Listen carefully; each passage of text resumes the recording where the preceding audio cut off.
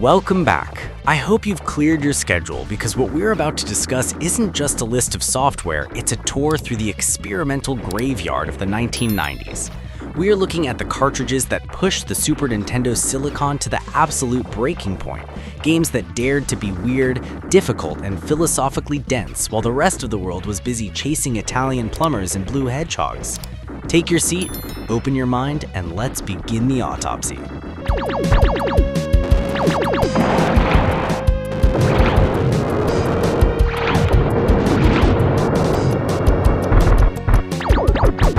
Picture this. Your multi-ton mechanical titan is screaming with alarms. The cockpit is venting oxygen, and you have exactly 3 seconds to hit the manual eject before you're vaporized along with your armor.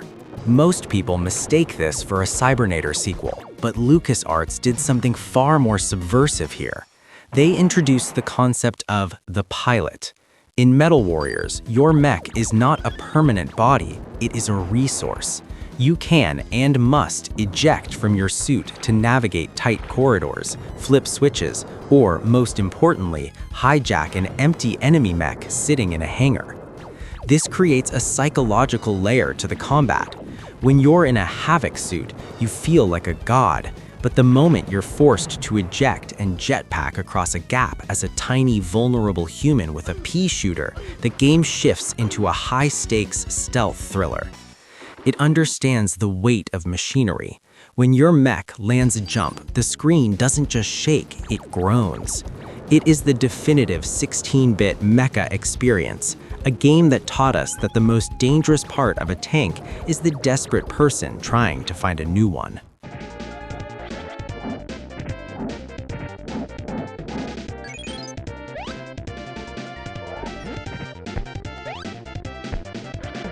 You are a lowly fish in a prehistoric ocean, and your only goal is to eat enough of your neighbors to grow a pair of legs, walk onto land, and eventually look God in the eye. Enix produced a masterpiece of biological RPG design that has never truly been replicated. You don't gain strength or agility in a menu, you gain evolution points by consuming the literal flesh of your fallen foes. You then enter a mutation screen that feels like a mad scientist's laboratory.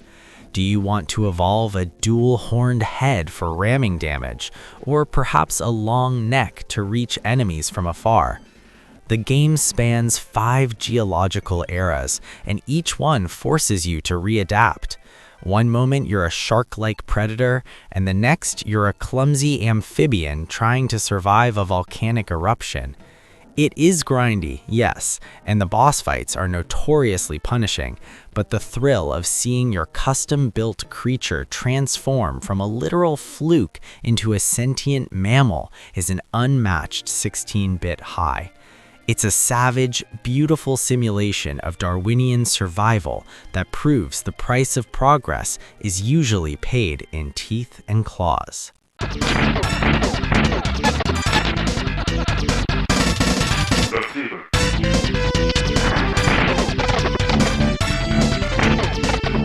If the arcade classic Strider was a cold, calculated assassin, Saber is its manic, caffeinated sibling that refuses to let you stop moving for even a second. Released by Atlas, this game is a study in fluidity over all else. You play as Alan or Sheena, cyborgs with energy blades that hum with a lethal glow. The SNES was often criticized for slowdown, but Saber pushes the hardware to a breaking point. You are constantly scaling vertical shafts, sliding under rotating laser grids, and engaging in 2-player co-op that feels like a choreographed dance of death. The bosses are grotesque, screen-filling biomechanical nightmares that require you to use the environment as much as your sword. It doesn't overstay its welcome. It hits you hard and fast, then vanishes into the night. A neon-soaked adrenaline shot that proves style and substance aren't mutually exclusive, provided you're fast enough to grab both.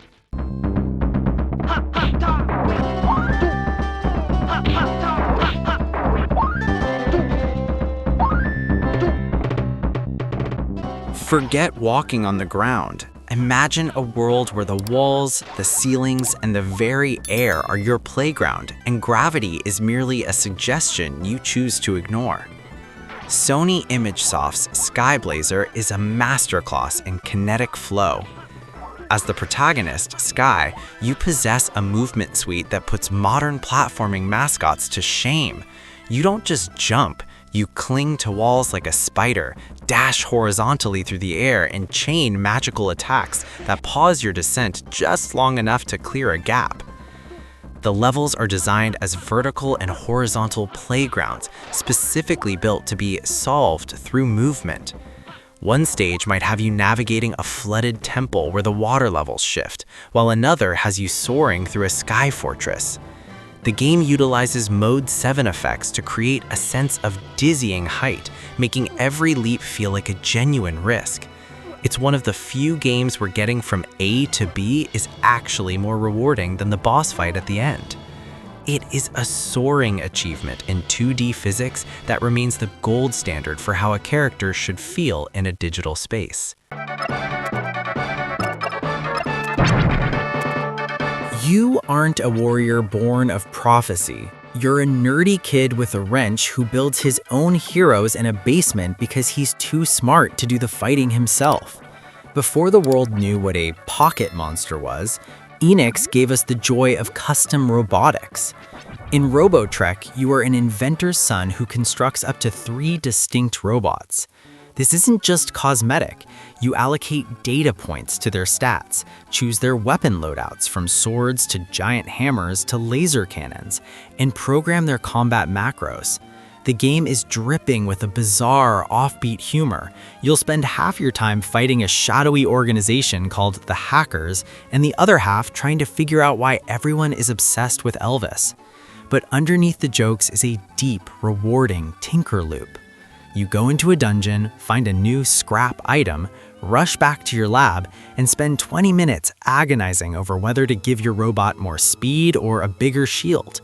It is a love letter to the DIY spirit, proving that a well-tuned engine is more reliable than any magic spell.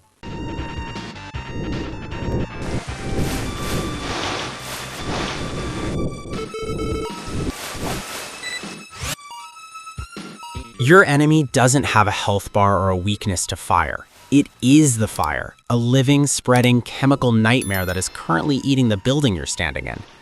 Released only in Europe and Japan, The Firemen is a top-down action rescue game that feels remarkably modern. You play as Pete, a veteran firefighter with a high-pressure hose, accompanied by your AI partner Daniel, who handles the ox work. The genius of this game is the fire physics. Fire isn't a static obstacle, it breathes. If you don't extinguish a small blaze in a corner, it will spread across the carpet, ignite oxygen tanks, and eventually cut off your escape route. You have to balance your water usage, crawl under smoke to avoid damage, and find survivors before the building's integrity meter hits 0. It's a game of constant micro-decisions. Do I save that civilian now, or do I put out the fire blocking the exit first? It turns the act of saving lives into a high-octane tactical battle, showing us that the bravest heroes are the ones carrying a hose, not a sword.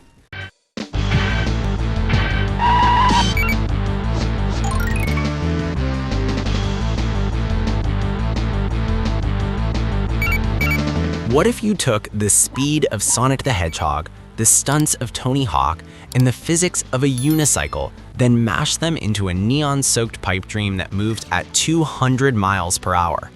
Developed by the team that would eventually create Grand Theft Auto, Uniracers, or Unirally, is pure distilled velocity. There are no power-ups, no weapons, and no characters, just sentient unicycles on a 2D track. The secret to winning is the stunt. Every flip, twist, and roll you perform in midair grants you a momentary speed boost upon landing. This creates a high-risk, high-reward rhythm where you are constantly trying to squeeze in one more rotation before hitting the ground. The tracks are psychedelic, neon-colored ribbons that loop and twist, requiring frame-perfect reactions.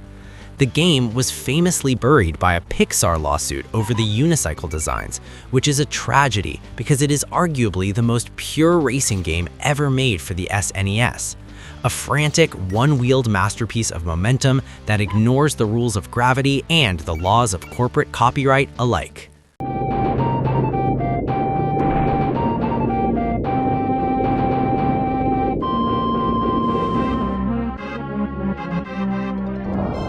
The luxury liner you're on has just capsized. The ceiling is now the floor, the water is rising, and you have exactly 60 minutes to find a way out before you become a permanent part of the wreckage. This is cinematic survival in its rawest 16-bit form. SOS uses the SNES's internal hardware to rotate the entire screen as the ship sinks. If the ship tilts 90 degrees, a hallway suddenly becomes a vertical shaft you have to climb. You aren't just trying to save yourself. You have to find and lead a group of survivors, each with their own physical limitations and fear meters. Some might refuse to jump across a gap, while others might panic and run the wrong way. It's a game about the weight of responsibility. You will fail. You will leave people behind. You will watch the timer tick down as you struggle to climb a staircase that is now upside down. A terrifyingly effective simulation of a disaster that values the lives of its pixels more than most modern AAA games.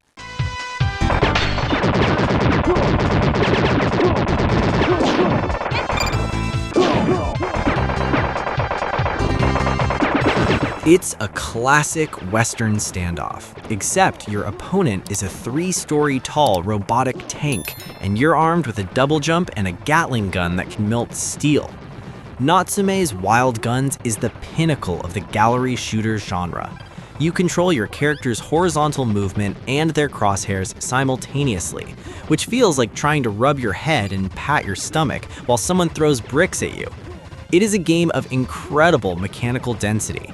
You can double jump to dodge bullets, use a lasso to stun enemies, or trigger a Vulcan mode for temporary invincibility. Every frame of the screen is filled with destructible environments. You can shoot the bottles off the bar, the glass out of the windows, and the armor off the bosses. It is brutally difficult, requiring you to memorize bullet patterns and enemy spawns with the precision of a clockmaker.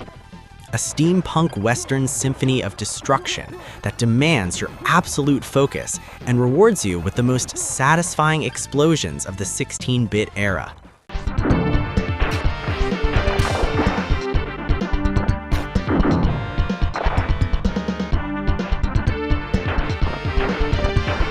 You are a cyber ninja in a world where ancient spirits have been uploaded into steel frames, and your only hope of survival is to master a moveset so complex it feels like playing a piano.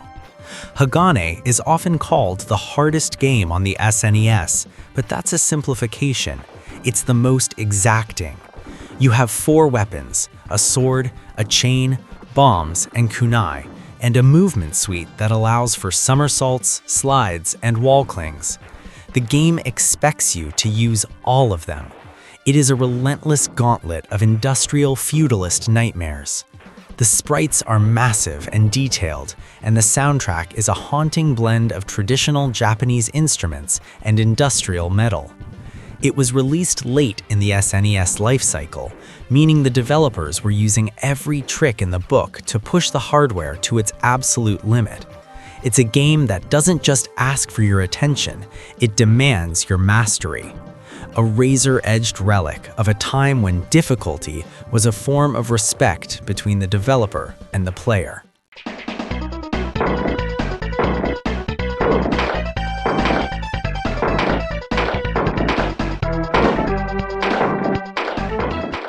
You wake up in a morgue with a toe tag and a headache.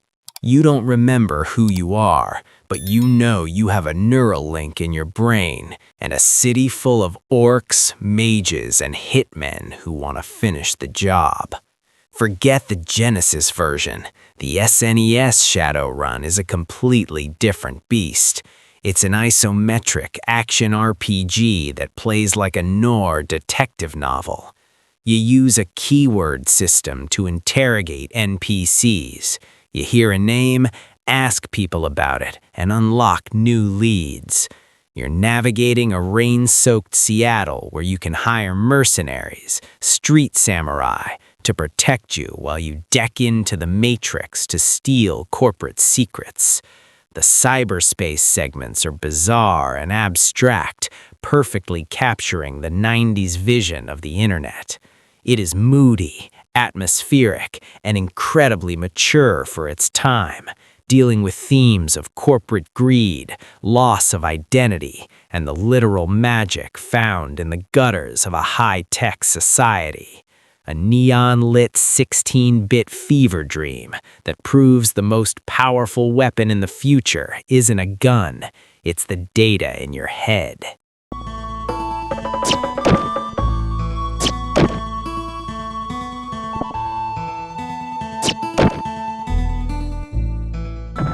You are a boy from the underworld who accidentally freezes his entire village. To save them, you must travel to the surface of a dead Earth and literally resurrect the continents, the plants, the animals, and eventually the human race itself. Terranigma is arguably the greatest action RPG ever made for the system, yet it never saw a US release. It is a sprawling epic that asks what it means to be a creator. You start by raising the continents from the sea in a series of brilliantly designed dungeons. Then you guide the evolution of life. You help a bird species find its wings. You help a human inventor create the light bulb. The combat is fast and tactile, but the story is the real draw. It's a bittersweet philosophical journey about the cycle of destruction and rebirth. You watch the world grow beautiful because of your actions, but you also witness the darkness that comes with human progress. It is the Super Nintendo's final, grandest statement, a game that starts with a single blade of grass and ends with the weight of the entire world on your shoulders.